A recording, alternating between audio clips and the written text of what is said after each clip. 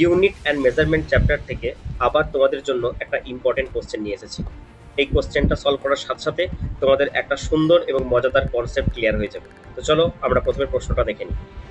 এখানে বলা আছে the time dependent force acting on a particle is given by F of t equals to a t plus b t square by 1 plus c cos square omega টি।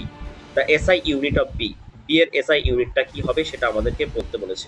এখন একটা জিনিস লক্ষ্য করে দেখো, ডাইমেনশনালি এই ফোর্সের যে ডাইমেনশন এবং লেফট হ্যান্ডের ডাইমেনশন এবং রাইট হ্যান্ডের ডাইমেনশন ইকুয়াল। এখন নিচের যে ফাংশনটা আছে দেখো, এটা আছে কসের ফাংশন মানে ট্রিগোনোমেট্রিক ফাংশন এবং এটা আছে কনস্ট্যান্ট। আমরা জানি এনি ট্রিগোনোমেট্রিক ফাংশন তারা হচ্ছে ডাইমেনশনলেস এবং এটা 1 আছে, তাহলে নিচের যে ফাংশনটা পুরোটা থাকবে এটা কিন্তু ডাইমেনশনলেস হবে। তার মানে আমরা এখানে ডাইমেনশনালি বলতে পারি F equals to a t plus b t square.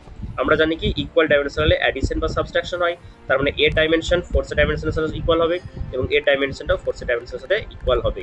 So therefore here we say that b equals to F by t square. তাহলে ফোর্সের জন্য কি হচ্ছে, ফোর্সের জন্য হচ্ছে নিউটন আর এটা হচ্ছে নিউটন পার সেকেন্ড স্কোয়ার। আমরা কোথায় চলে যাব, অপশন বি তে। ভালো লাগলে অবশ্যই একটা লাইক করে দিও। Thank you.